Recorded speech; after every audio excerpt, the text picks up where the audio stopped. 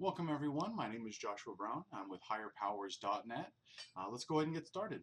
Today we're going to be talking about making a specific type of resume for a certain segment of the working population. So we're going to touch on a few different types of worker or the job seeker. First of all, somebody who has kind of a checkered work history or work past. So that can mean medium to large size gaps, even small gaps, working for numerous amounts of companies. Maybe you worked for companies, say 3 months here, 6 months there, kind of have that kind of work history. People that are changing what type of work they're doing, so maybe it's a full-on career change, going into a completely different industry. And there can be people that are also just entering the workforce. There can be better types of resumes for those types of people, but this is also one of the resumes that can work with that. And what type of resume this is, it's generally called a functional resume, but it's just another way of organizing the information. So that's the first thing. So that's what we're looking at here. I'm going to go ahead and pull this up. So you can kind of get a general feel and idea for the resume. And again, this is going to be available for download in the comment section. You can check that out. So I want to take a minute for a second and talk about the totality of the resume, or just the general idea of the resume. So as you'll find in subsequent videos when I'm talking about these types of subjects, what you want to do is you want to think about the end goal, which is sometimes people say, getting the job or getting the interview, but you want to even think about it smaller than that. You want to think about getting the attention of the person that's going to ultimately make some sort of decision, whether that means to give you a call to schedule an interview, give you a call just to kind of feel you out, see what's going on there, that type of progress. So what we want to do is think about the hierarchy of the information. So really it just comes down to how we're going to order the information. Think about, okay, what are they going to be looking for?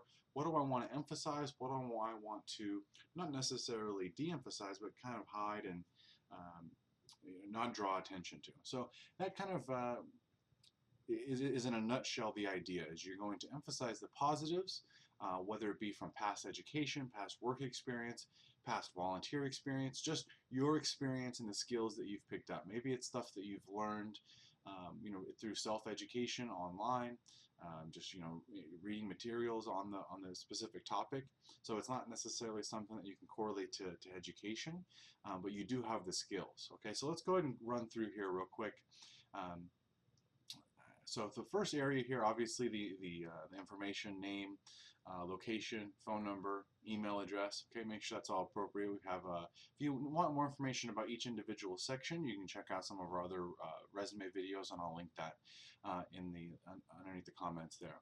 Okay, so the next section, we're going to forego, obviously you've noticed, any type of objective or professional summary. I think for this type of information, you want to get straight to the point. You want to say, what can I do for you? And this is the technical knowledge section right here. So this is telling the employer what can you do for them, and it gets really specific in terms of the actual technical knowledge or technical information that you bring to the job. So for example, this is some information that I pulled from an old resume of mine. Now at the time I had some customer service experience, some web design experience, some graphic design experience. So I was kind of just a jack of all trades. I really wasn't necessarily great at anything, but I had a lot of varying experience. And I was looking really for type of a similar job. So it wasn't necessarily outside of the range, but again, I was someone who had kind of a little bit of a checkered work history, year here, year there. So I felt this was a good way to go about it. So a little bit redesigned, but basically what I'm getting at here is you have the information like this is different types of software programs. Okay, so for somebody in the trades, it may be the different tools that you're able to use, or for someone in the medical field, nurse or medical assistant, it may be all the different types of intakes that you do, EKGs, blood draws, all that type of stuff. Really, the technical knowledge section is your technical skills, and those are things that are very specific to the jobs that you've done. Okay, or what they are specifically looking for. So this area underneath the technical knowledge section, you're pulling this basically from the job listing. Okay. Next, we have the professional profile here. So this is the type of information. Think about a standard resume when you see have the name of the company, the dates that you worked there, where it was, and then you have those bullet points underneath the jobs. Well, instead of putting them underneath the jobs, we're just going to put it into a whole profile, and instead of listing it by jobs, we're going to do it by categories. Okay, and again, generally, I just use these three as an example here. They're going to match up really for trying to find a blend of what you have a lot of experience in. Again, if it's a job change, you're not going to have a lot of experience in this new thing. You're going to have to go through and really find areas where some of that transferable experience comes up and those skills are there. So it's not something you have to work on this section here to be able to fill it out. Again, this is going to be an area where you can pull information and phrases, put them in your own words, but from the job listings themselves. Right? No one knows better what they're looking for than the actual company. People spend a lot of time going through those job listings and actually verifying it and authorizing it. So pay attention to what they're looking for, and again, find similar types of experience that you have from past work, and then you can put it in this professional profile here. Because again, as we're going through, generally we're going to read top to bottom, left to right. So that's how we're giving importance throughout the resume. We want to give them, okay, here's who I am, here's my technical skills. For the professional profile, it's here's what I can do for you, and here's what I've done for other companies and under these skill sets in the past. Okay, then we're going to get down into the education, because again, for this type of resume, generally the education isn't going to be as important.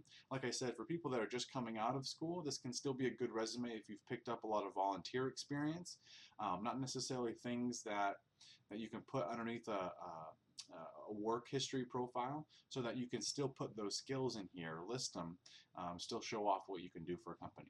All right, so we have our education, right? The basic information, what you got your degree in, what the school was, when you graduated, and then here's the actual part where you're putting the work history. So we didn't leave it off entirely, but in relation to everything else, it's very plain. It's very straightforward information.